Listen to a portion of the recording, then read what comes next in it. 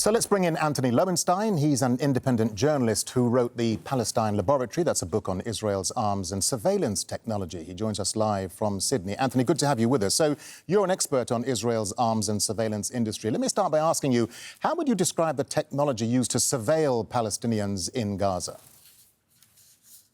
Well, ubiquitous normally. I mean, obviously the last 24 hours has shown the complete intelligence collapse.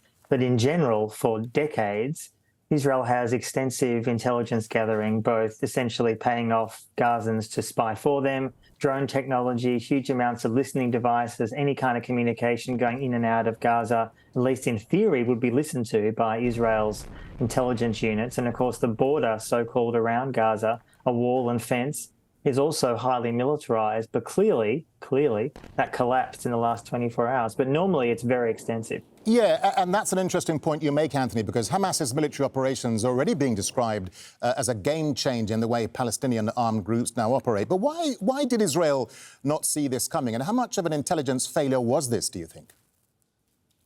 You know, one of the things that Israel has proudly promoted for decades, that's what I talk about in my book, is essentially its amazing amounts of tools and technologies to maintain that occupation, both in the West Bank, Gaza, East Jerusalem and elsewhere. And they sell that to huge amounts of countries around the world after it's been supposedly so-called battle-tested, meaning that it's been tested on Palestinians first, including in Gaza. So there's lots of examples of drones used against Gazans, which are then used by other countries around the world and entities, including the EU.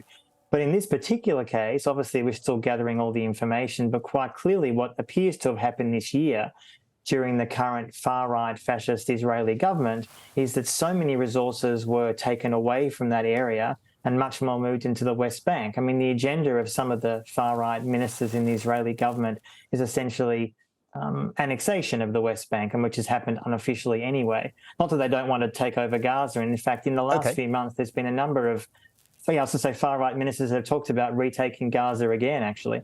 So in terms of the here and now, Anthony, I mean, how robust is the Israeli military infrastructure that guards and separates Gaza? And why did that infrastructure fail so spectacularly? I mean, there are even reports that Hamas managed to jam some of Israel's radio communications along the border fence. I mean, that's extraordinary if it happened.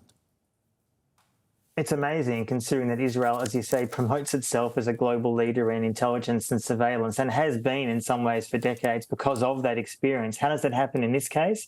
We're obviously still getting all that information, but what seems clear is a few things. One, Hamas was clearly obviously using communication devices that were not being surveilled by Israel, or for that matter, America's NSA. I mean, let's remember the so-called Five Eyes intelligence sharing network does not include Israel officially, but in some ways I would argue that Israel is the sixth unofficial member of the Five Eyes. So obviously the US also didn't pick up any intelligence, or at least nothing they could pass along to Israel. I think it's also, having spent time in Gaza as a reporter and having crossed the checkpoint where the Hamas fighters came through, it's pretty robust. It certainly has been in the past, both as a physical infrastructure, but also intelligence. I think also it goes to show that in some ways, as we've seen time and time again, Iraq and Afghanistan with the US and with Israel here, technology in the end can only get you so far. Yeah, let me get a final thought to you, Anthony, because we're just running out of time. What kind of questions then do these failures now raise about the readiness of the IDF and how robust its surveillance technology really is? I mean, this Hamas military operation punches a huge hole in the myth that Israel's resources and technology are invincible. It absolutely does. And of course, many other nations around the world will see this. But I think history shows, as I would argue has happened with the US after Iraq and Afghanistan, the Israeli arms industry, which has made billions for years and in fact is growing after the Russian invasion of Ukraine, I think will be quite solid here. Yes, it's a massive intelligence failure.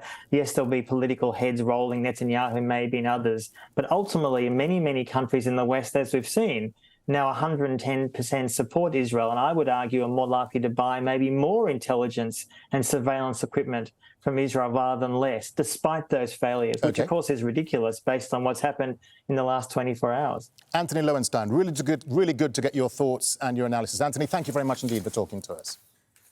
Thanks so much for having me.